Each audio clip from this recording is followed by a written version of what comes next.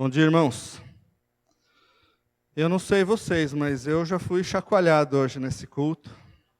A gente vem, de alguma maneira, preparado para entregar alguma coisa, mas no final das contas, quem leva mais é a gente. E graças a Deus que é assim, porque Deus sempre continua nos surpreendendo, nos dando da sua graça, da sua presença e nos dando esse verdadeiro banquete espiritual. Eu espero que você possa concordar com isso na sua vida. Eu gostaria de convidá-los a ler 3 textos. O primeiro deles está em Lucas, capítulo 3. Lucas 3. E depois a gente vai ler Atos, capítulo 1, alguns versículos, e capítulo 2, outros versículos. Lucas 3, 21 e 22.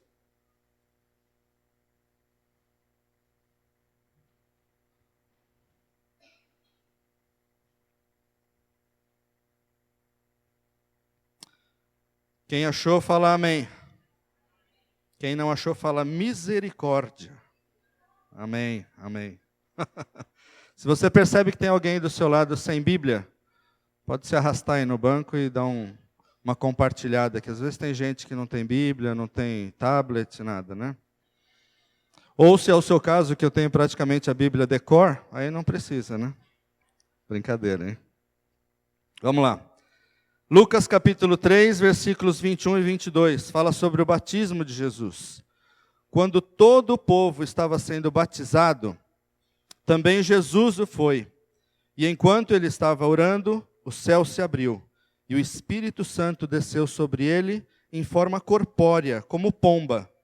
E então veio do céu uma voz: Tu és o meu filho amado, em ti eu me agrado. E nós vamos lá para o capítulo 1 de Atos, começando lá no versículo 1, diz o seguinte: Em meu livro anterior, Teófilo, escrevi a respeito de tudo que Jesus começou a fazer e a ensinar, até o dia em que foi elevado aos céus, depois de ter dado instruções por meio do Espírito Santo aos apóstolos que havia escolhido. Depois do seu sofrimento, Jesus apresentou-se a eles e deu-lhes muitas provas indiscutíveis de que estava vivo. Apareceu-lhes por um período de 40 dias, falando-lhes acerca do reino de Deus.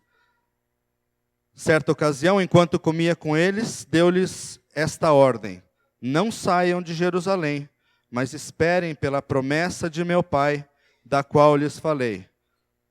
Pois João batizou com água, mas dentro de poucos dias vocês serão batizados com o Espírito Santo.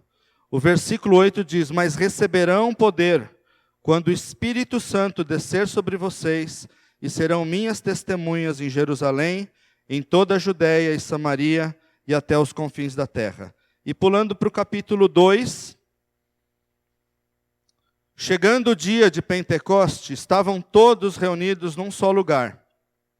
De repente veio do céu um som, como de um vento muito forte, e encheu toda a casa na qual estavam assentados.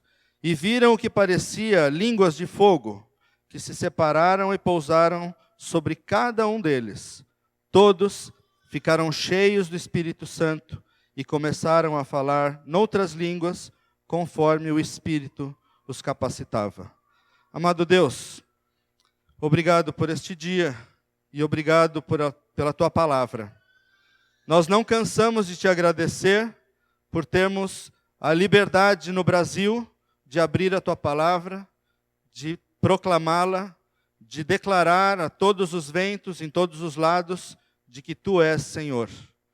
Nós terminamos agora uma conferência missionária, escutamos algumas notícias de pessoas que estão sendo privadas dessas boas notícias.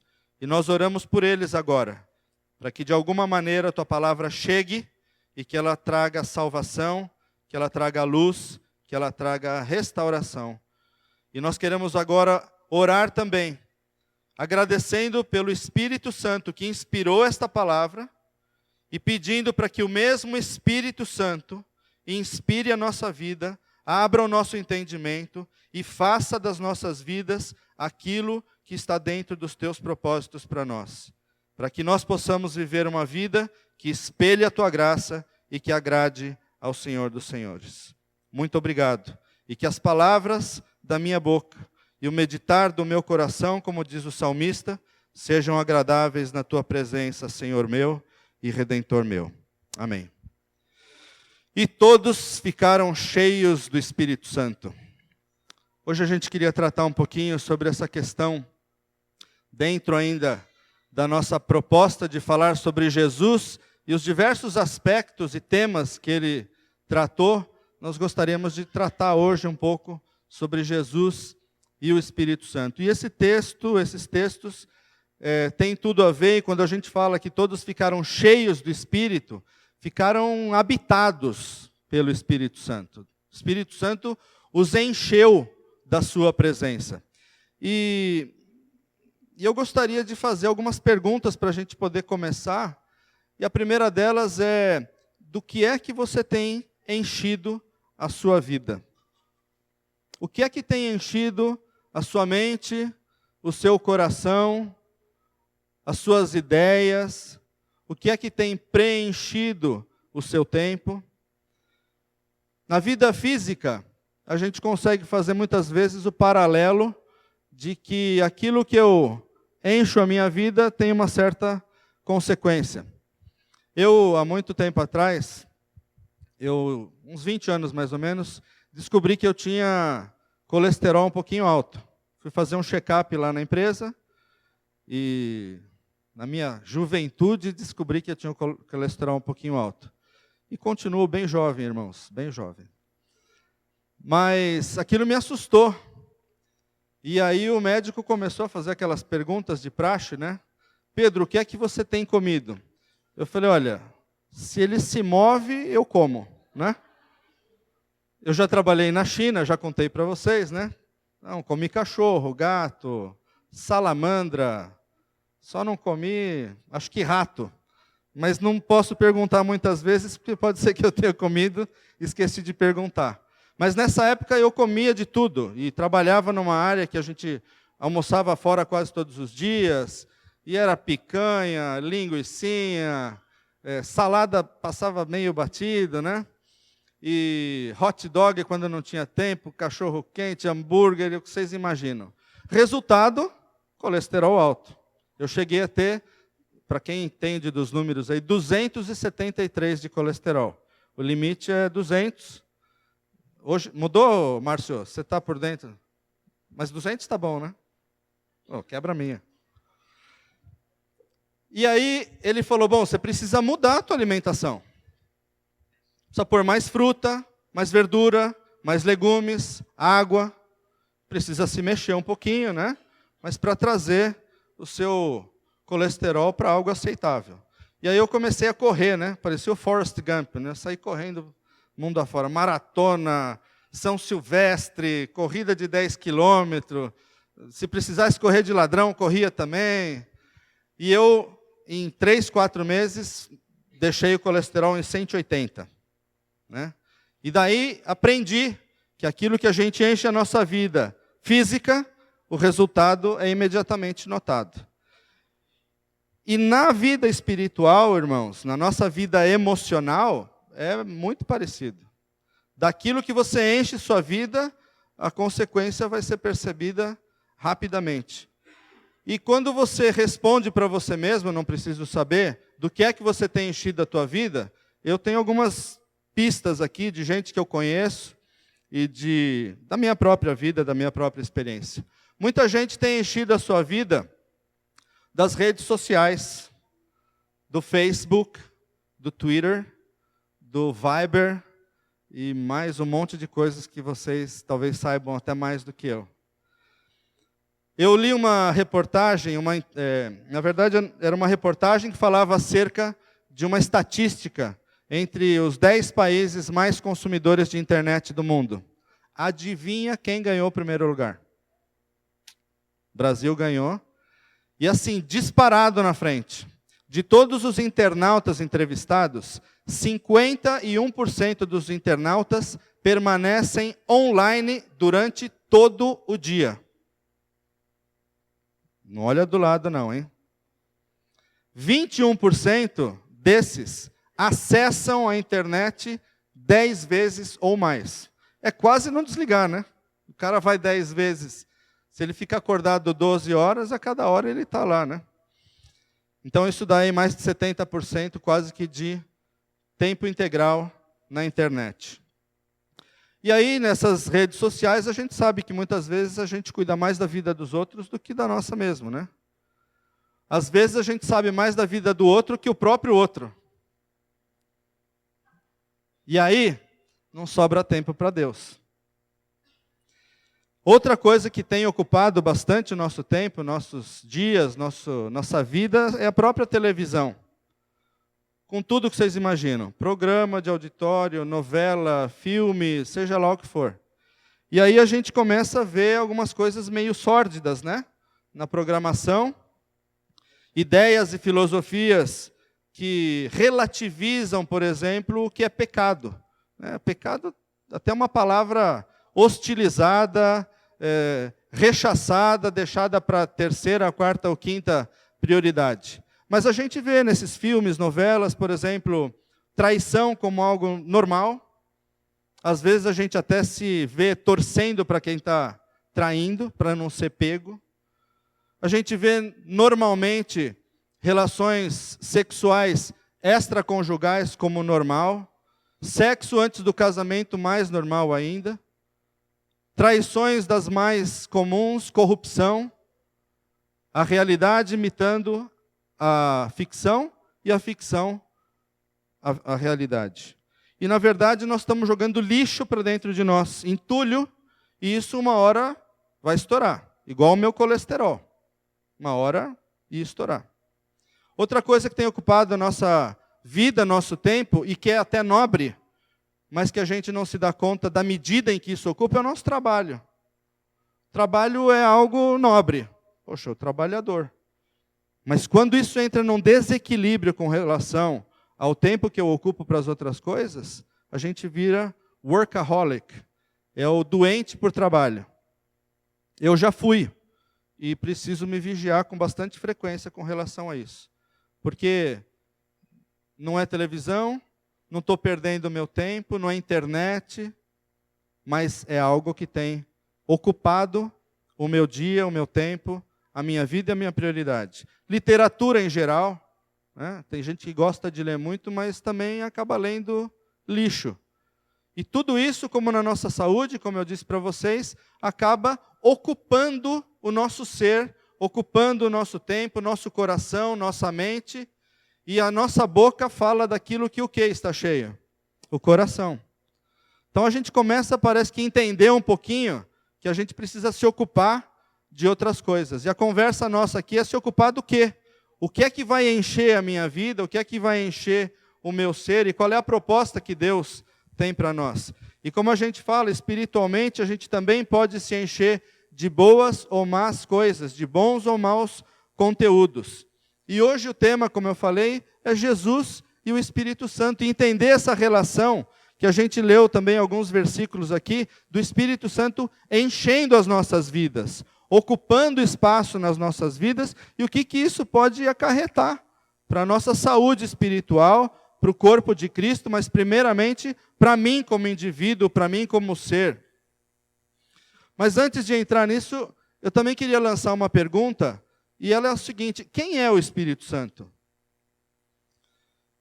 Eu tenho conversado com muita gente, até para preparar tudo isso aqui, e a gente tem resposta de todo tipo.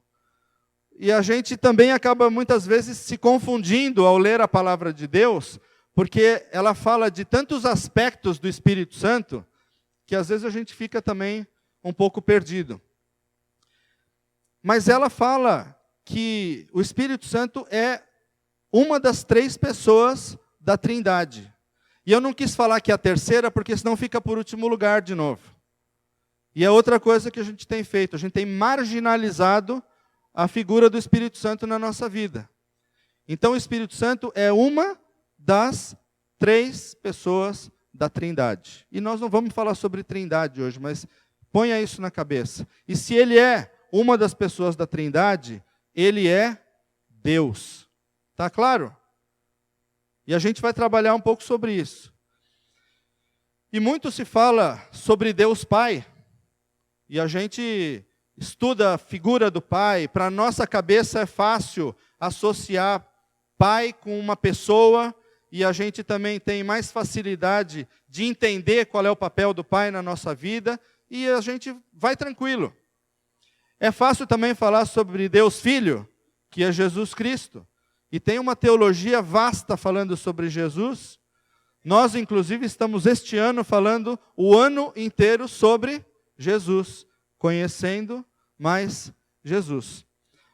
Mas quando a gente fala sobre o Espírito Santo, parece que há uma letargia mental da nossa parte que a gente não quer gastar muito tempo com isso. E a gente vê, tem muita filosofia, muita teologia, que eu diria que está, eu não gosto dessa palavra, mas está quase que mofando nos livros de teologia sistemática, aquelas que só são estudadas pelos teólogos mais meticulosos, mais experts e tudo mais. E para nós acaba não sendo algo do nosso cotidiano tratar do Espírito Santo. Existe muita distorção na compreensão da maneira dele agir e quem é ele. Por exemplo, às vezes ele é um agente especial das nossas reuniões de oração.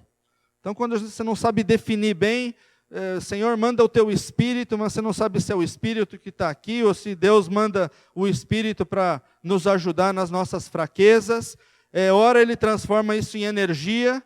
A gente vê o Espírito Santo aqui como línguas de fogo, como vento, como outras manifestações, mas diferente daquela que a gente quer ver como pessoa. Pai ou Filho. Espírito Santo, eu não consigo definir. Então você vai deixando isso de lado. É um processo mental. E que inclusive é utilizado contra nós mesmos. Porque aí você vai deixando de saber e conhecer e desfrutar da plenitude do que é o Espírito Santo. Muitos não pensam nele como um ser, mas pensam como uma energia cósmica. E eu estou falando de gente dentro da igreja. Não estou nem falando de gente fora, que não consegue definir quem é o Espírito Santo. Mas eu queria afirmar aqui, em nome de Jesus, irmãos, e é uma afirmação. Primeiro, que o Espírito Santo é Deus, e segundo, que ele é pessoa. Eu consigo tratar com ele, eu consigo me relacionar com ele, e eu quero informar um negócio bem legal para vocês. O Espírito Santo quer se relacionar com cada um de vocês. Liga a antena aí. O Espírito Santo é Deus. João 4:24, Jesus fala sobre a natureza de Deus, que ele é Espírito. E porque ele é Espírito, importa que os seus adoradores o adorem em carne e verdade? Não, em espírito e em verdade. E é uma das declarações que diz, o Espírito Santo é Deus, porque ele é o Espírito de Deus. O Espírito estava na criação do mundo. Quando a gente vai lá no capítulo 1 de Gênesis, quando não havia nada, quando havia o caos, ali estava o Espírito Santo. E ele pairava sobre as águas. Eu li uma historinha sobre a criação. Havia um cirurgião, um arquiteto e um político. E eles estavam discutindo qual era a profissão mais antiga. Aí o cirurgião saiu na frente e falou, é óbvio que foi o cirurgião. Deus tomou o que de Eva? A costela de Adão e fez Eva. Foi a primeira incisão, o primeiro trabalho, a primeira profissão identificada. Aí o arquiteto falou, peraí, rapaz, estava um caos isso aqui. E Deus pôs o quê? Ordem no caos. Ordem no caos, construiu, é um arquiteto. Aí está a primeira profissão do mundo. Aí o político falou, colegas, eu lamento informar, mas não é verdade. Perguntem quem colocou esse caos aí. Vamos voltar. Mas o Espírito Santo estava criando, junto com Deus, toda a maravilha que a gente conhece. Jó e Davi mencionam muito sobre o Espírito Santo e dizem que ele é o mantenedor da vida. Não sei se você já tinha parado para pensar em todos esses papéis do Espírito Santo como Deus. Mantenedor da vida, estava na criação, é Deus, é Espírito, é presente na minha vida, tem atributos divinos. Lucas capítulo 1, versículo 35, descreve uma obra onipotente, que é um dos atributos de Deus, a concepção de Maria. Como ela aconteceu? Por obra de quem? Do próprio Espírito Santo. Quem consegue fazer isso a não ser Deus? Quem consegue fazer um milagre desse, impossível aos olhos humanos, impossível aos olhos de qualquer pessoa? Nem entidades espirituais, nem forças do além, nem forças ocultas, por mais poder permitido por Deus que possam ter, teve esse poder de conceber a vida de Jesus no ventre de Maria dessa maneira tão especial. Ele é onisciente também. Ele é aquele que sonda os corações, é aquele que visita as nossas vidas. E esses são todos papéis do Espírito Santo que às vezes a gente atribui a outros. E o Espírito Santo, além de ser Deus, eu falei que ele é pessoa. E por ser pessoa, quer se relacionar com cada um de vocês. No dia a dia, a cada hora. Quer escutar a nossa conversa, quer escutar a nossa necessidade, quer escutar o nosso louvor, nosso reconhecimento. E por que ele é pessoa? Efésios 4, versículo 30, diz que o Espírito pode entristecer-se. Irmãos, fogo não se entristece. Vento não se entristece. Só uma pessoa se entristece e o Espírito Santo é alguém que se entristece. Porque você e eu o entristecemos. Ele é pessoa porque ele sente ciúmes.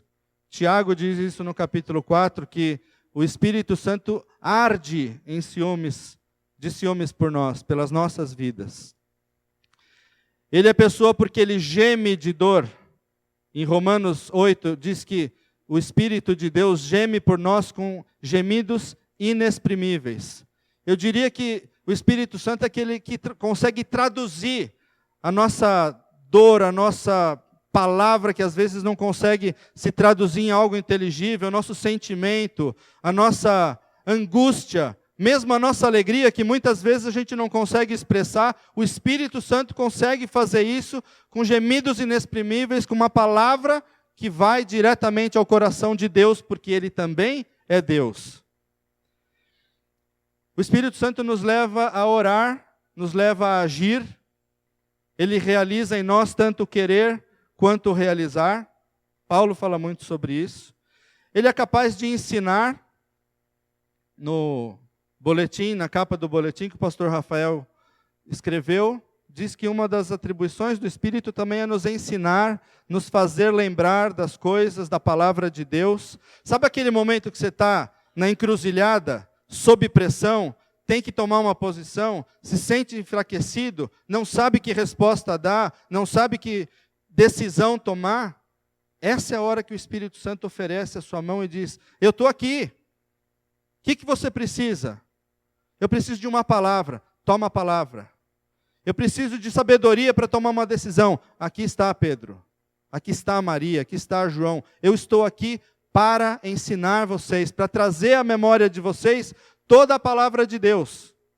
Um dos grandes problemas que a gente não lembra da palavra de Deus é que a gente não estuda a palavra de Deus. A gente não lê, não se dedica a isso. Mas em fazendo isso, Deus oferece, através do seu Espírito Santo, essa possibilidade de se relacionar com nós dessa maneira tão dependente.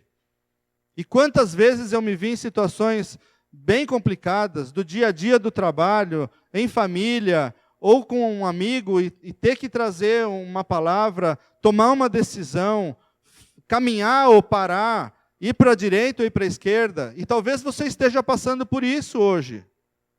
Para onde eu vou? O que eu falo? Como eu abordo esse assunto? Como eu abordo esse tema?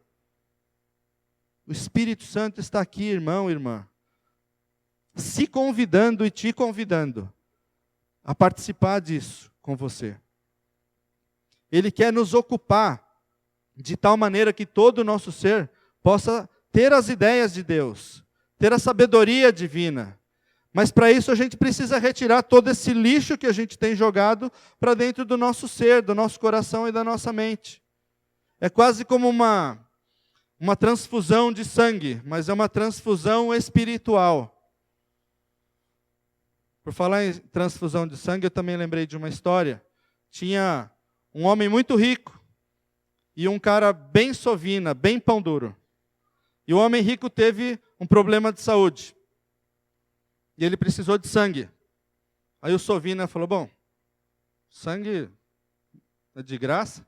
Foi lá e era amigo dele, né? E doou sangue a primeira vez. Salvou a vida do rico. O que o rico fez? Deu para ele uma casa linda, enorme, piscina, em agradecimento a esse gesto. Aí passou um tempo, ele teve de novo essa enfermidade, precisou de mais sangue. Vai lá o sovina, o pão duro, falou, não, eu te ajudo de novo. E aí outra transfusão de sangue e curou. Aí o que o rico fez? Deu um carro para o pão duro. Terceira vez, outra enfermidade, precisou de mais sangue. O sovina foi lá, ok, vou quebrar seu galho de novo. Aí curou, aí o rico tirou uma caneta Bic que ele tinha no bolso e deu para o pão duro. O pão duro olhou para ele e falou, o que é isso, rapaz? Primeira vez que eu te doei sangue, você me deu uma casa linda com piscina. Segunda vez, você me deu um carro. Agora você me dá uma caneta Bic? Ele falou, rapaz, já é o teu sangue aqui em mim.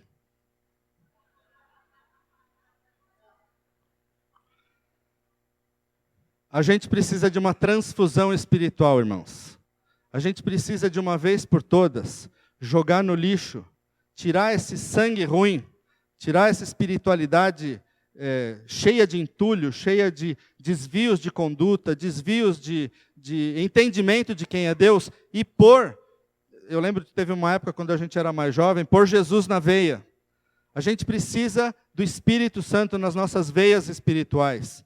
A gente precisa pedir para Deus fazer essa transfusão espiritual em nós, para que aquilo que eu sou é reflexo daquilo que eu sou dentro. E aí eu não preciso mais ficar demonstrando, fazendo malabarismo evangélico, malabarismo cristão, para mostrar que eu sou cristão. Porque se o Espírito Santo é uma pessoa, é Deus, e mora em mim, a consequência é que eu vou ser um homem e uma mulher cheios desse Espírito Santo, e isso vai se refletir na minha vida, na vida da comunidade, na vida do mundo.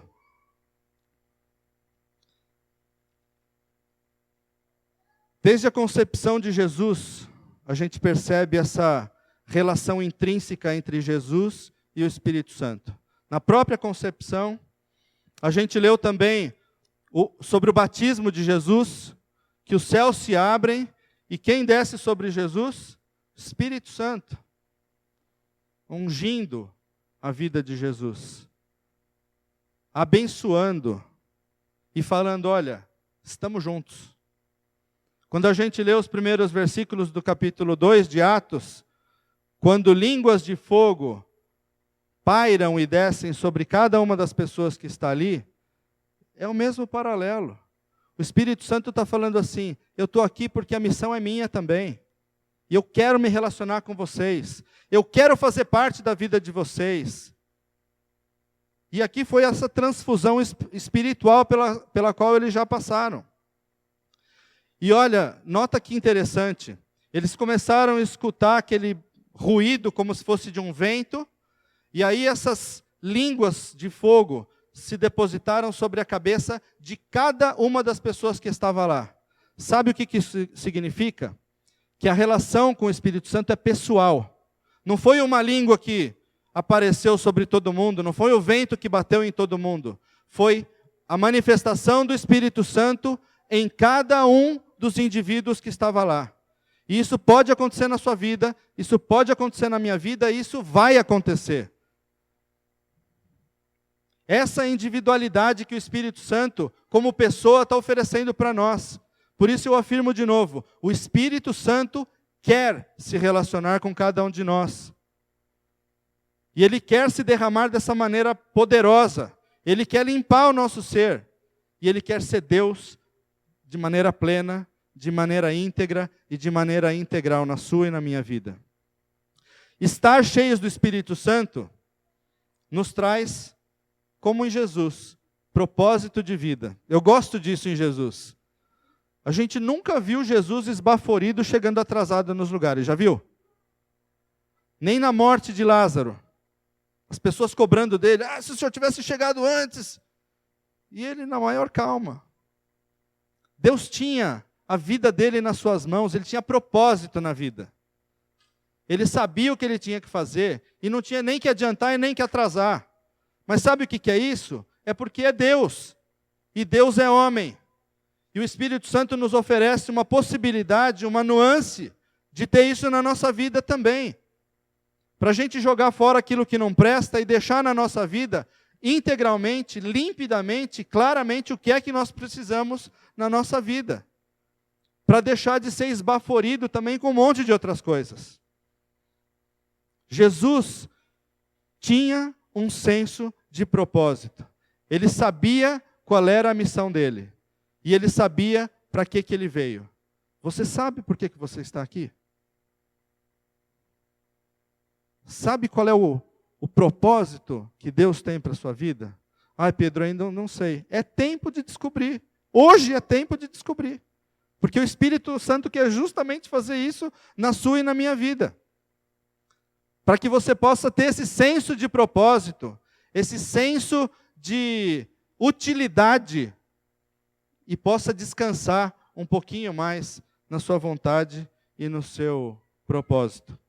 O Espírito Santo também nos traz alegria e nos dá, eu gosto de chamar, uma chama de excelência. Gente conquistada pelo Espírito Santo não faz trabalho meia boca. Gente cheia do Espírito Santo é bom funcionário, é bom patrão, é bom líder, é bom liderado, é bom tudo. Porque o valor não está na pessoa, mas está na pessoa do Espírito Santo, ocupando um espaço que talvez hoje esteja ocupado por algumas outras quinquilharias. E quais são as manifestações que a gente pode perceber na sua vida, na minha vida, na vida da comunidade, dessa vida cheia do Espírito Santo? Agora que a gente sabe que o Espírito Santo é Deus, e que Ele é pessoa, e quer se relacionar comigo, e quer fazer morada em mim, tem uma marca, tem uma consequência disso na minha vida. Do jeito que eu tinha aquela vida desregrada de comer o que não prestava, e isso me levou quase ao caos na minha saúde, também o lixo que a gente tem comido, também vai uma hora levar ao caos da nossa vida espiritual. E enquanto é tempo, nós precisamos escutar aquilo que Deus tem falado. E se eu deixar o Espírito Santo ocupar a minha vida, as minhas prioridades vão mudar. A minha servidão, o meu servilismo, a minha alegria em dar, vai ser outra. Mas não é algo racional. É algo que só uma mente ocupada pelo Espírito Santo tem condição de fazer. E uma dessas marcas é o próprio estudo da palavra. Como a gente vê lá no capítulo 2 de Atos, a partir do versículo 42, como é que era aquela comunidade que foi cheia do Espírito Santo, como é que eles se comportavam, qual era a prioridade deles. E a gente pode aprender com eles. Uma delas era a leitura da palavra, mas uma leitura orientada pelo próprio Espírito Santo. E com isso a gente come o pão da vida, a gente come comida boa, a gente come comida saudável. E não vai ficar indo para todo vento de doutrinas, qualquer novidade que vem, quem não está firme na palavra, vai atrás. É o pulinho santo, é o prega na parede, é a prosperidade material e tudo mais que vocês têm escutado por aí. Quem se finca na palavra, se finca porque o Espírito Santo quer isso de nós e quer nos dar vitória, quer nos dar uma vida plena, mas para isso precisa comer comida boa, e a comida boa é a própria palavra de Deus. Oração e adoração é outra característica que a gente percebe de uma pessoa conquistada e habitada pelo Espírito Santo. A gente sabe que é uma das maiores guerras que a gente tem a nossa vida de oração. Não sei na sua vida, na minha é assim. Tem vozes falando assim, olha, orar é importante, mas deixa para depois. Eu até num grupo do Unir estava compartilhando de um livro do C.S. Lewis, Cartas do Inferno, certo, Melão? É que eu conhecia como outro título. E aí é uma situação que o demônio-chefe está dando umas dicas para os seus discípulos, os pequenos demônios, de como atazanar a vida do corpo de Cristo, de como atrapalhar, de como minar as forças. E aí os demoninhos estão reclamando, escuta, a gente não consegue fazer essa turma parar de orar, parar de louvar, o que eu faço? Qual foi o conselho dele? Não fala que isso não é importante. Fala que é importante, mas faz depois. E eu não sei se você é pego nessas armadilhas. Eu preciso orar. A gente sabe que é importante, mas depois eu faço. Preciso ler a Bíblia. E agora não vai dar, mas depois eu faço. Sabe quando chega esse depois? Nunca. Porque esse tempo a gente não recupera. E isso é cair nas armadilhas de Satanás. Gente conquistada e habitada pelo Espírito dedica tempo à oração e adoração. Quem está cheio do Espírito Santo tem essa necessidade de falar com Deus. Porque como pessoa, a gente tem que se relacionar com Ele como pessoa. E não como uma força etérea, como uma energia, como uma luz, como um vento, como fogo, ou seja lá o que for. Comunhão é outra característica disso. Comunhão é uma palavra grega, koinonia, e ela tem basicamente 2 significados. Significa compartilhar. E compartilhar o quê? Bens e recursos materiais. Também não adianta olhar do lado, é o seu mesmo. Tá? A gente tem visto isso no curso de finanças, né? Alguém precisa ajudar. Esse alguém sou eu. E outra coisa que a gente compartilha, as nossas potencialidades, nossos talentos, nossos dons. E a gente compartilha isso na comunidade.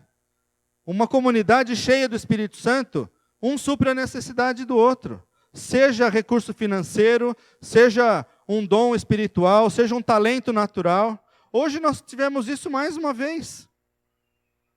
A gente tem músicos que vêm aqui, cada um com o seu talento, com o seu dom, coloca isso ao serviço da comunidade. A gente tem vocalistas que ficam aqui também, cantam e ajudam a conduzir esse momento. Tudo isso é utilizado por quem? Pelo Espírito Santo para edificar as nossas vidas. Tem o André lá que fica escondido. Mas se ele desligar aquele botão, acaba tudo isso. Todo mundo tem que gritar e a gente perde qualidade.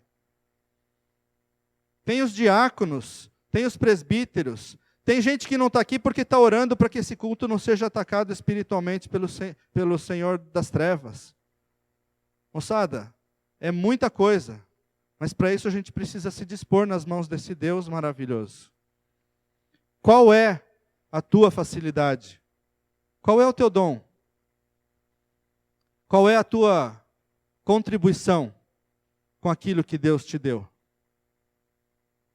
Dar aula, cuidar das crianças, orar, contribuir, tocar, cantar, pregar, estudar, ajudar o próximo que está com uma dificuldade financeira, comprar alguma mini despesa, entregar para alguém que você sabe que está passando dificuldade. Não precisa fazer alarde por isso. Mas Deus conhece o nosso coração e quer ocupar nossas vidas para coisas nobres. Mas para isso, tem que tirar o lixo do nosso coração. Se a gente pretende ser gente cheia do Espírito Santo, nós não podemos estar alheios à necessidade do nosso próximo. E último, gente cheia do Espírito Santo tem intrepidez na hora de pregar a palavra de Deus. E quando eu falo pregar, irmãos, tem horas que você vai ter que pregar sem abrir a boca. Para quem já esteve em países onde não se pode pregar a palavra de Deus falada, o seu modo de pregar é bem diferente. Faz 15 anos eu trabalhei alguns meses na China. E lá você não pode falar sobre Jesus. Mas você pode viver Jesus. E você pode atrair pessoas porque você vive Jesus de uma maneira diferente. E não precisa ir para a China, mas no seu trabalho. A gente, a semana passada, tratou dessa questão dos bivocacionados. Nada mais é da tua missão, do teu dia a dia. Chamar as pessoas para si através do seu testemunho. Mas para isso, para saber como se comportar, que decisões tomar, precisa comer da palavra, precisa ter relacionamento com essa pessoa que se chama Espírito Santo. E assim foi com Jesus. Um homem como ele orou, orou e orou. E foi acessível a todos, abençoando a todos, e foi um modelo para você e para mim. Você é acessível a alguém? Como é que tem sido o teu testemunho com relação ao Espírito Santo que vive em você? Você tem respeitado o seu próximo?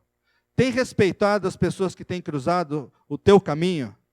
Eu parei uma vez e pensei assim, tem gente que vai passar na minha vida e talvez a única opção de ver um testemunho diferente ou de escutar uma palavra diferente vai ser aquela comigo. E nunca mais a pessoa vai ter essa chance. Isso me deu um pesar, porque aí você começa a querer se preocupar com todo mundo, mas o próprio Espírito Santo fala, eu tenho propósito para as coisas, segura aí. Mas quando alguém passar pela tua vida, trata essa pessoa com respeito, trata essa pessoa com amor, trata essa pessoa com carinho. Até aquele cara da Vivo, aquele cara da Claro, da tua empresa de internet, aquele cara que te atende mal no caixa do supermercado. Nós não temos, irmãos, o direito de destratar nenhum ser humano, porque nós precisamos alcançá-los para Jesus. Nós somos a boca do Espírito Santo, nós somos a imagem tangível do que é o corpo de Cristo. Por isso nós não podemos manchar o nome de Jesus, lutando e fazendo da nossa vida uma vergonha para o Evangelho, quando nós temos a grande e linda tarefa de levar a palavra de salvação, de luz e de claridade para aquele que vive no escuro. A gente evangelizando, anuncia as grandezas de Deus, não se omite de falar, e o resultado é outra coisa muito importante. Não depende de mim nem de você. O resultado é de Deus. Mas o que é gostoso é sair jogando semente por aí, moçada. É semear a palavra. É ser simpático. A gente vê isso nessa igreja de Atos, capítulo 2, versículo 47, diz assim, louvando a Deus e tendo a simpatia de todo o povo. Cuidado com a carranca, cuidado com o testemunho, porque você pode estar pondo a vida de alguém a perder por causa do teu testemunho. Conclusão. Os 3 relacionamentos que nós temos são com Deus, proporcionado através dessa relação íntima com a pessoa do Espírito Santo, com o nosso próximo, tendo a opção e a oportunidade, eu diria mais que isso, o privilégio de servir, e em última instância, e não menos importante, com o mundo. Por isso, o nosso alcance é mundial.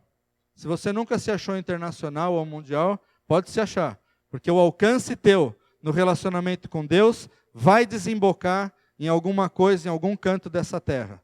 Seja uma oração, seja uma contribuição, seja colocar o teu dom e o teu talento a serviço do reino. Essa pessoa, que eu espero que seja você, espero que seja eu, ela cheia do Espírito Santo, prega a palavra, estuda a palavra, adora a Deus, ora e pratica os frutos do Espírito. Isso está disponível para você. Isso tem o nome, vitória. Isso se chama vitória.